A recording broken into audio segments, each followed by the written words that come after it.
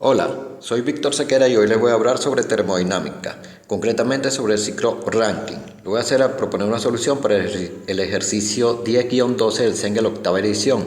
Es el primer ejercicio cuya solución voy a proponer. Pero antes de empezar les voy a dejar la información de contacto por si están interesados en asesorías. Se pueden comunicar a través de este número por WhatsApp o Telegram o pueden escribir a esta dirección de correo electrónico.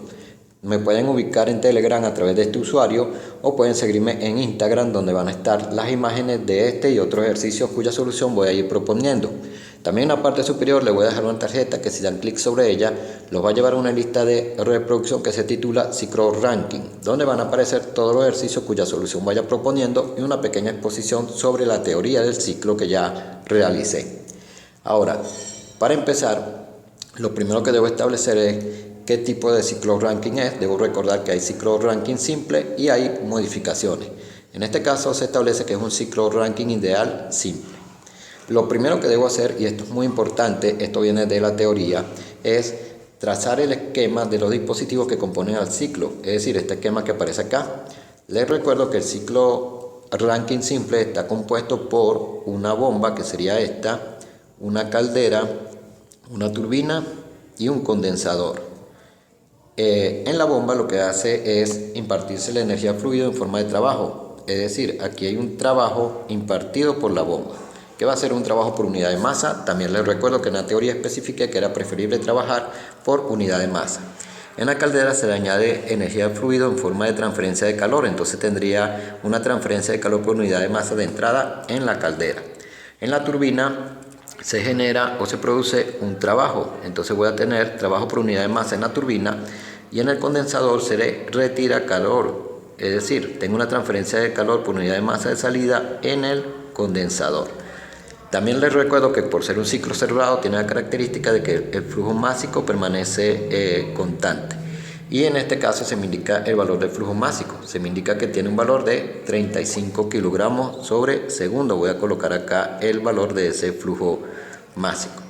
Además de ello, voy a especificar la nomenclatura que voy a utilizar, el estado de salida del condensador y de entrada a la bomba lo voy a llamar estado número 1. El estado de salida de la bomba y entrada a caldera lo voy a llamar estado número 2.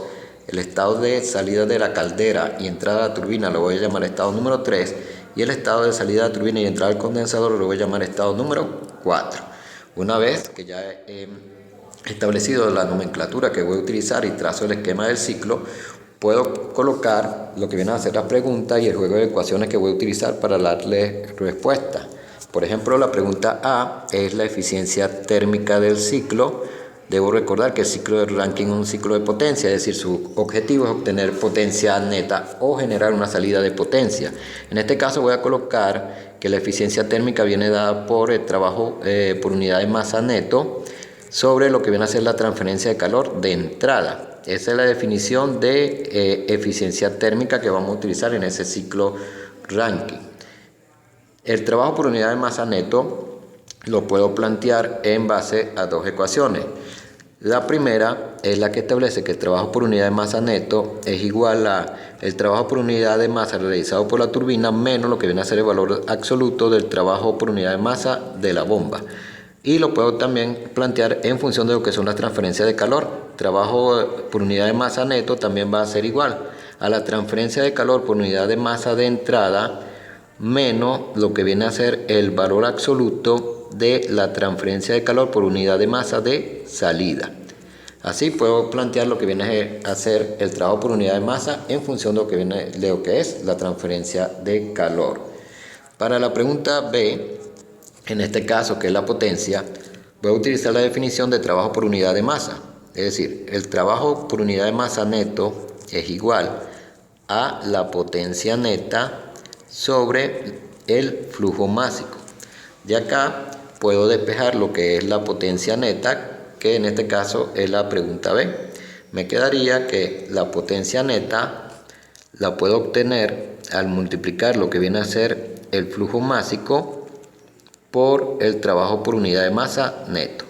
Entonces, como podemos observar, todo se centra en determinar lo que sería la transferencia de calor de entrada y la transferencia de calor de salida, o el valor absoluto de la transferencia de calor de salida. Con eso puedo determinar el trabajo por unidad de masa neto y con ello puedo determinar lo que sería la eficiencia térmica, que es la pregunta A, y la pregunta B también la puedo determinar al multiplicar este trabajo por unidad de masa neto por lo que viene a ser el flujo másico, y así determinaría lo que es la potencia neta. Ahora, como ya establecí la nomenclatura, es decir, establecí quién era el estado 1, 2, 3 y 4, puedo plantear lo que sería la transferencia de calor de entrada por unidad de masa. Por ejemplo, este será en la caldera y vendría dado por lo siguiente: el trabajo por unidad de masa de entrada en la caldera, o que se da en la caldera, ¿no? La transferencia de calor por unidad de masa de entrada que se da en la caldera sería igual a la entalpía de salida menos la entalpía específica de entrada. La entalpía específica de salida sería la número 3 y la entalpía específica de entrada va a ser la número 2. Fíjense que en la caldera no se produce o no hay ninguna forma de trabajo, y que para los ciclos siempre se expresa lo que son los cambios de energía cinética y potencial. Entonces tendríamos esto para la transferencia de calor por unidad de masa de entrada. Para lo que viene a ser la transferencia de calor por unidad de masa de salida, el valor absoluto lo puedo establecer que es igual al valor absoluto de la entalpía de salida, y esto se está dando, fíjense, en el condensador, la entalpía de salida en el condensador menos la entalpía específica de entrada. Como requiero que sea positivo, en este caso, debo recordar que la transferencia de calor de salida da negativa debido a la convención de signo que se utiliza.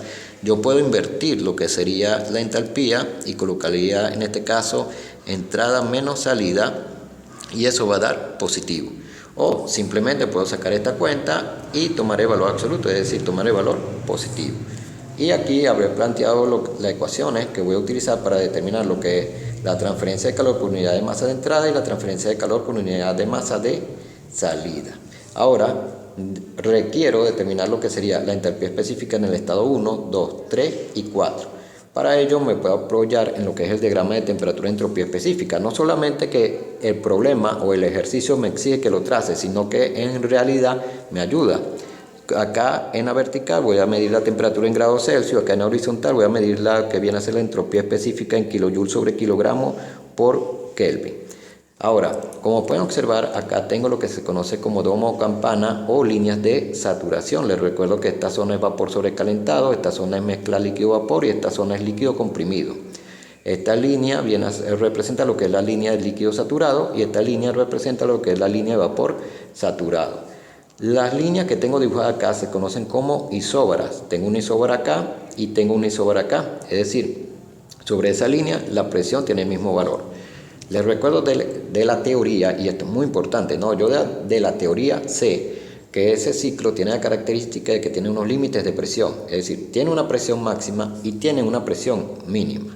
Entonces, esto es muy importante. También sé, por ejemplo, que el estado en que se encuentra el fluido de trabajo cuando ingresa a la bomba es un estado de líquido saturado. Es decir, yo por ejemplo puedo colocar acá 1 sobre la línea de líquido saturado y ese va a ser el estado número 1. También sé que el estado número 2 es un estado de líquido comprimido. Entonces voy a trazar una flecha hasta acá y acá voy a tener ubicado lo que viene a ser el estado número 2. Aparte de ello, y a través de la teoría, sé que solamente voy a tener dos presiones diferentes en el ciclo, una máxima y una mínima. Una que se da en la caldera, y esto es importante, aquí está la caldera, sería la presión número 2, se mantiene constante a través de toda la caldera, es decir, un proceso isobárico, por lo tanto la presión 2 es igual a la número 3 y va a ser la presión máxima. Quiere decir, por ejemplo, que puedo anotar que la presión máxima es igual a la presión número 2 y esta a su vez es igual a la presión número 3. Ahora, si leemos del ejercicio, la presión máxima que se da es 3 megapascal. Entonces, quedaría establecida la presión en el estado 2 y en el estado número 3, 3 megapascal. O la puedo representar en kilopascal y sería 3000 kilopascal. La presión mínima que se da en el ciclo ocurre o se da en el condensador. Y fíjense que sería, el condensador también va a trabajar de manera isobárica. Quiere decir que la presión 1 va a ser igual a la presión número 4. Entonces tendríamos que la presión número 1 va a ser igual a la presión número 4. Y también se me indica que la presión mínima en el ciclo es 50 kilopascal. Acá puedo establecer entonces que la presión 1 tiene el valor de 50 kilopascal, el mismo valor que tenía la presión número 4. Todo esto, y es muy importante considerarlo, lo sé de la teoría. Todo esto, ¿no? Que el ciclo tiene un límite de presión, una presión máxima y una mínima. De allí a que yo haya trazado solamente dos isóbaras que son para la presión. Ahora, para lo que viene a ser, porque necesito trazar lo que sería el diagrama de temperatura, entropía específica, hay un pequeño detalle. Sé que se debe mover, tiene la característica, ¿no?, de que el fluido de trabajo debe seguir esta trayectoria. El problema, por decirlo de alguna manera, o el detalle está en que el estado número 3, que es donde voy a detener esta línea, puede ser mezcla líquido-vapor y la podría detener acá. Puede ser vapor saturado y la detendría acá, o puede ser vapor sobrecalentado. Ese es el pequeño detalle. Aún no he establecido el estado número 3. Más sin embargo, tengo la presión en el estado número 3, ya sé que es 3000 kilopascal. Y si leo en el problema, tengo lo que sería la temperatura. La temperatura tiene un valor de 300 grados Celsius. Entonces acá puedo colocar, por ejemplo, que la temperatura en el estado número 3 tiene un valor de 300 grados Celsius, que por cierto es la temperatura máxima que se da en el ciclo. Esa es otra característica que tiene el ciclo. Entonces puedo establecer lo que es el estado número 3 y así determinar si es mezcla líquido-vapor y debo dejar la línea acá, si es vapor saturado y debo llevar la línea hasta acá, o si es vapor sobrecalentado, entonces debo seguir esta trayectoria. Y allí me será posible a mí terminar de trazar el dibujo de lo que es el ciclo. No debo olvidar además que el proceso del 3 al 4 es un proceso isentrópico, es decir, la entropía específica en el estado 3 va a ser igual a la entropía específica en el estado número 4. Esto es muy importante para terminar de trazar lo que viene a ser en este caso, el diagrama de temperatura, entropía específica. Ahora, por supuesto que para poder trazar ese diagrama y darle respuesta a las preguntas necesito establecer lo que serían las entalpías específicas y para eso necesito establecer los estados. Así que voy a utilizar esta tabla. Esta tabla es muy importante. De hecho, hay tres cosas que son muy importantes, que son el esquema, el diagrama de temperatura, entropía específica, porque allí me muestra las características y los detalles del ciclo, y la tabla porque me ayuda a condensar la información que voy a ir recopilando. Por ejemplo, voy a tener un estado número 1, un estado 2, un número 3 y un número 4. La presión, como pueden observar, ya la establecí. Por ejemplo, la presión número 1 y la presión número 4 tienen el mismo valor y es 50 kilopascal. Y la 2 y la 3 tienen el mismo valor y es 3000 kilopascal. En este caso estoy trabajando la presión en kilopascales. La única temperatura hasta ahora que está establecida es la temperatura número 3, que es la de entrada a la turbina, que tiene un valor de 300 grados Celsius. Acá puedo anotar, por ejemplo, que la entropía específica en el estado 3 es igual a la entropía específica en el estado 4. Puedo además anotar en la descripción, ¿no?, que sé que el estado número 1 es líquido saturado y sé que el estado número 2 es líquido comprimido. Ahora debo ir determinando cada una de las entalpías específicas para ir dándole la respuesta a lo que viene a ser el problema.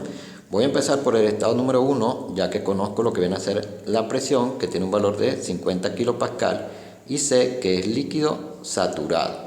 No debo olvidar que el problema especifica que estoy trabajando con agua. Esto es bastante importante para saber qué tabla de vapor voy a utilizar.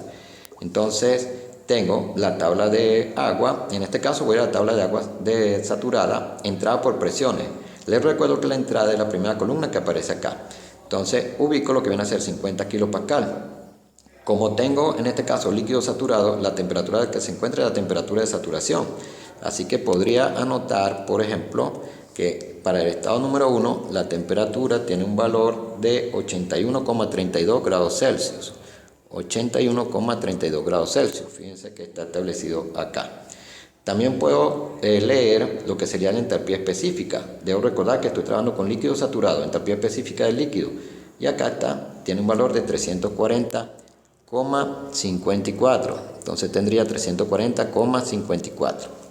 Y puedo leer lo que viene a ser la entropía específica nuevamente del líquido saturado, que sería 1,0912. Y así tendría la entropía específica del líquido saturado. Ahora, hay un punto muy importante que no aparece en la tabla, pero que yo siempre voy a leer del estado número 1 y va a ser el volumen específico. En este caso, debo recordar el volumen específico del líquido saturado y aparece acá. Quiere decir que tendría un valor de 0,01030 metro cúbico sobre kilogramo. ¿Por qué voy a leer el volumen específico? Lo que sucede es que el estado número 2, y ahora voy hacia el estado número 2, donde conozco lo que sería el valor de la presión, que es 3000 kilopascal, o 3 megapascal, tiene la característica de que es líquido comprimido.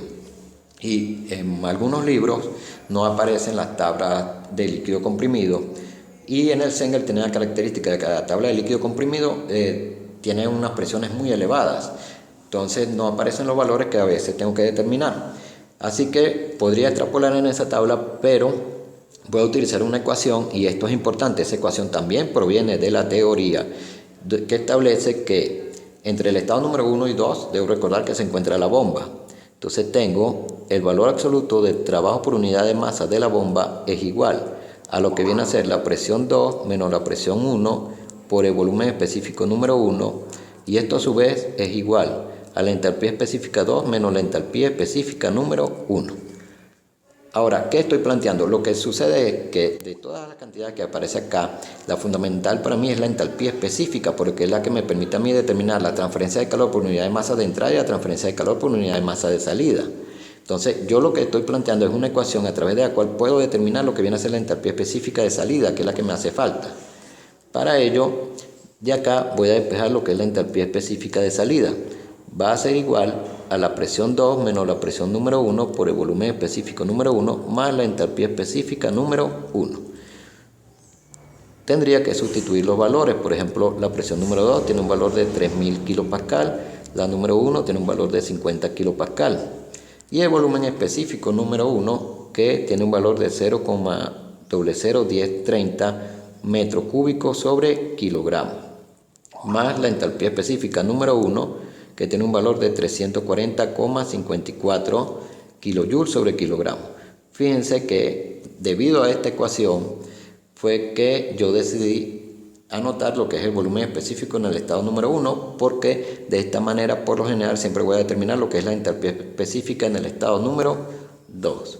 Una vez que yo saco las cuentas, voy a obtener que la entalpía específica en el estado número 2 va a ser igual a 3,0385, y es importante, acá voy a obtener kilopascal por metro cúbico sobre kilogramo, pero si yo establezco que un kilojoule equivale a un kilopascal por metro cúbico, entonces logro que las unidades, porque debo recordar que para poder sumar las unidades deben ser iguales, logro que las unidades sean iguales, es decir, las unidades del 340,54 kilojoules sobre kilogramo coinciden con las unidades del 3,0385. Y así finalmente obtengo que la entalpía específica número 2 tiene un valor, en este caso, de 343,58 kilojoules sobre kilogramo. Y puedo anotar acá que la entalpía específica del estado número 2 es 343,58 kilojoules sobre kilogramo. Muy importante esto, porque les recuerdo que eso es lo que yo necesito para darle respuesta a las preguntas del problema, es decir, obtener la transferencia de calor de entrada y de salida, y con ellas lo que viene a ser el trabajo por unidad de masa neto y etcétera. Ahora, puedo establecer lo que viene a ser el estado número 3. En el estado número 3 tengo una presión que tiene un valor de 3 megapascal o 3000 kilopascal. Y tengo una temperatura que tiene un valor de 300 grados Celsius. Y hay un punto muy importante, ¿no? Acá lo que tengo es un pequeño extracto de la tabla del Cengel octava edición. En este caso es vapor de agua sobrecalentada. Acá, como pueden observar, tengo lo que viene a ser la presión, que es 3 megapascal. Y acá tengo lo que se conoce como temperatura de saturación. Es decir, para 3 megapascal la temperatura de saturación tiene un valor de 233,85 grados Celsius. Recuerden que yo dije que no sabía qué tenía en el estado número 3. Entonces todo lo que hago es comparar la temperatura que tengo, que es la temperatura número 3, con la temperatura de saturación. En este caso, la temperatura 3 es mayor que la temperatura de saturación, y así sé que tengo vapor sobrecalentado. Es decir, que está bien que esté ubicado en la tabla de vapor sobrecalentado con la presión de 3 megapascal. También puedo ir primero a la tabla de saturación, entro con la presión, en ese caso la tabla de saturación del Cengel tiene la característica de que está en kilopascal, entro con 3000 kilopascal y leo la temperatura de saturación, que debe ser esta misma, y voy a llegar a la misma conclusión. Ubico lo que es 300 grados Celsius, y de acá ya puedo leer lo que serían la entalpía específica, la entropía específica. Por ejemplo, vamos a ubicar acá lo que sería 300 grados Celsius. Acá están los 300 grados Celsius. Y tendría que la entalpía específica tiene un valor de 2994,3 y la entropía específica 654,12. Voy a mi tabla y voy a anotar esos valores que para mí son sumamente importantes. Anoto, por ejemplo, que la entalpía específica tiene un valor de 2994,3 y también debo anotar que es vapor sobrecalentado. Esto es muy importante. 2994,3 vapor sobrecalentado. Entropía específica 6,5412.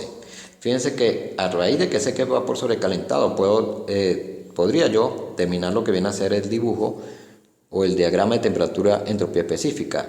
Lo alargo hasta acá, llevo algo por acá. Debo recordar que debo seguir lo que viene a ser la isóbara, es decir, la línea de presión constante, y ya de acá, sabiendo que tengo entropía específica, tendré un pequeño problema en lo que viene a ser el estado número 4, ¿no? Que es, no sé si detenerme acá porque es vapor saturado, lo que hay en el estado número 4, o detenerme acá porque es mezcla líquido-vapor, es decir, que también debo establecer lo que viene a ser el estado número 4. Para ello, retorno a donde están los cálculos. Tendría la característica de que en el estado número 4 ahora voy a tener lo que es la presión. Les recuerdo que ya tengo el valor de la presión, que es de 50 kilopascal, y ahora obtendría el valor de la entropía específica, ya que va a ser la misma que en el estado número 3. La entropía específica en el estado número 3 tiene un valor de 6,5412 kilojoules sobre kilogramo por Kelvin. Si nosotros observamos, acá tengo un pequeño extracto de la tabla de vapor de agua saturada, en este caso entrada por presiones, y tendría un valor para la presión de 50 kilopascal. Acá tengo lo que viene a ser la entropía específica del líquido y acá tengo la entropía específica del vapor. Puedo leer, por ejemplo, que el valor de la entropía específica del líquido es 10912. Entonces anotaría acá 10912 kilojoules kilogramo Kelvin, y puedo leer que la entropía específica del vapor tiene un valor de 7,5931. Como podemos observar, ¿no? La entropía que tengo en el estado número 4 tiene un valor de 6,5412. Eso quiere decir que se encuentra entre el líquido saturado y la de vapor saturado. Por lo tanto, como la entropía específica del líquido es menor que la entropía específica número 4 y esta a su vez es menor que la entropía específica del vapor, lo que tengo es una mezcla líquido-vapor. Entonces ya establecí que sí, que tengo una mezcla líquido-vapor. Por ejemplo, eso me permitiría a mí terminar lo que viene a ser el diagrama de temperatura entropía específica. Es decir, fíjense que ya estaría bien entonces trazar el diagrama de entropía específica de esta manera, y así puedo ya terminar lo que sería el diagrama de entropía. Acá puedo ubicar los puntos. Tendríamos punto número 3 y punto número 4. Vamos a colocar acá entonces punto número 3 y punto número 4, que son los estados. Estado número 3 y estado número 4. Y allí ya tendría lo que viene a ser el diagrama de temperatura entropía específica. Ahora, como tengo una mezcla líquido-vapor, les recuerdo que es muy importante para mí obtener lo que es la calidad, porque necesito encontrar lo que es la entalpía específica. La calidad la determino como entropía específica del estado número 4 menos entropía específica del líquido sobre lo que viene a ser la diferencia que hay entre entropía específica del vapor menos el líquido. Eso me lo aporta, en este caso la tabla del Cengel octava edición me aporta esta diferencia. Es decir, la entropía específica número 4 es 6,5412, el líquido es 1,0912, y la diferencia, y acá está la diferencia, fíjense, esta es la diferencia entre vapor y líquido, tiene un valor de 6,5019. Entonces tendríamos 6,5019. Y lo único que quedaría sería sacar la cuenta para determinar lo que viene a ser la calidad. La calidad me va a dar un valor de 0,8382. Es decir, 0,8382.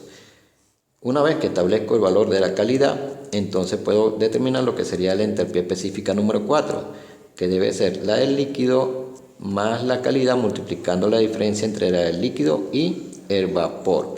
Es decir, nuevamente voy a la tabla con 50 kilopascal y ahora voy a leer lo que sería la entalpía específica del líquido, que tiene un valor de 340,54 más la calidad, que es 0,8382, multiplicando a la diferencia que hay entre el líquido y vapor.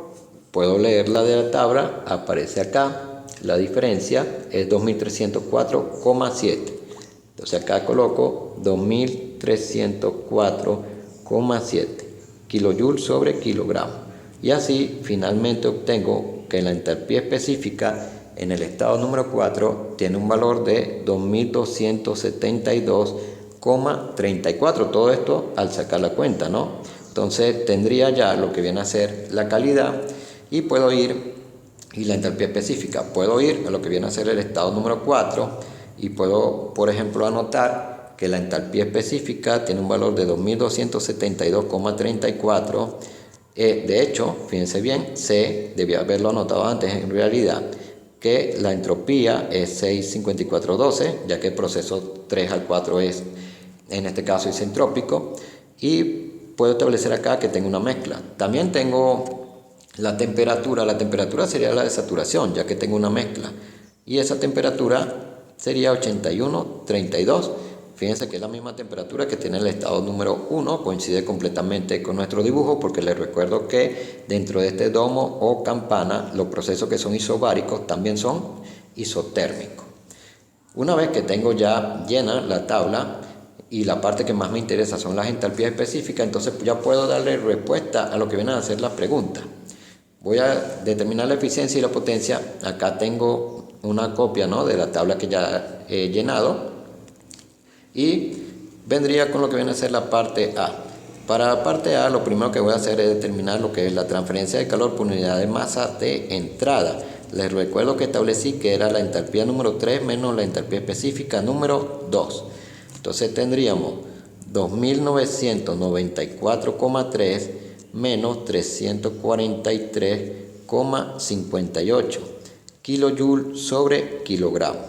Sacamos esta cuenta de acá y voy a obtener que la transferencia de calor por unidad de masa de entrada es 2652,72 kilojoules sobre kilogramo. Para lo que viene a ser el valor absoluto de la transferencia de calor de salida, voy a plantearlo como lo que viene a ser H4, entalpía específica en el estado número 4 menos entalpía específica en el estado número 1. La entalpía específica en el estado número 4 es 2072,34 menos la entalpía específica en el estado número 1, que es 340,54 kilojoules sobre kilogramo. Y voy a obtener un valor para eso de 1931,8 kilojoules sobre kilogramo. Una vez que tengo lo que viene a ser la transferencia de calor por unidad de masa de entrada y de salida, puedo determinar lo que es el trabajo por unidad de masa neto. Nuevamente les recuerdo que planteé que era la transferencia de calor de entrada menos el valor absoluto de transferencia de calor de salida, es decir, 2650,72 menos 1931,8 kilojoules sobre kilogramo. Y con eso voy a obtener que el trabajo por unidad de masa neto es 718,92 kilojoules sobre kilogramo. Una vez que tengo el trabajo por unidad de masa neto, me es posible determinar la eficiencia térmica. Tendría que la eficiencia térmica va a ser el trabajo por unidad de masa neto, que es 718,92, sobre la transferencia de calor por unidad de masa de entrada, que es 2650,72, y con eso obtendría el valor de la eficiencia térmica. La eficiencia térmica tiene un valor de 0,2712. También se puede expresar en porcentaje, es decir, sería 27,12%. Para lo que viene a ser la parte B. En la parte B, para la potencia neta, necesito lo que es el flujo másico, pero les recuerdo que ese valor se me aportó en el problema y es 35 kilogramos sobre segundo. multiplicada por lo que viene a ser el trabajo por unidad de masa neto que acabo de determinar, que es 718,92 kJ sobre kilogramo. Y con esto voy a obtener lo que viene a ser la potencia neta. La potencia neta tiene un valor de 25.162,2 kilowatts. En este caso voy a establecer, ¿no? Es kilojoule sobre segundo. Pero un kilojoule sobre segundo equivale a un kilowatt, es decir, o kilovatio también. Entonces tendría 25.162,2 kilowatt o kilovatio. Y acá estaría listo por completo el problema. Ahora les voy a hacer alusión a dos cosas importantes. Uno, si les gustó el video, regálenme un like y espero que se suscriban al canal para que lo apoyen. Y número dos, tengo un canal en Telegram que se llama Cicro Ranking, donde pueden acceder a las imágenes en HD y a los archivos PDF de todos los videos que voy a ir subiendo. También van a ver algunos ejercicios que no van a aparecer en YouTube, pero sí van a aparecer en este canal de Telegram. Si quieren acceder a este canal de Telegram, se colocan en contacto conmigo y yo les voy a dar el costo, porque va a tener un pequeño costo para acceder a este canal. Les voy a enviar una invitación y entonces podrán acceder a todo lo que yo publique a través de ese canal. Ese canal va a tratar únicamente de Ciclo Ranking, ¿de acuerdo? Solamente Ciclo Ranking.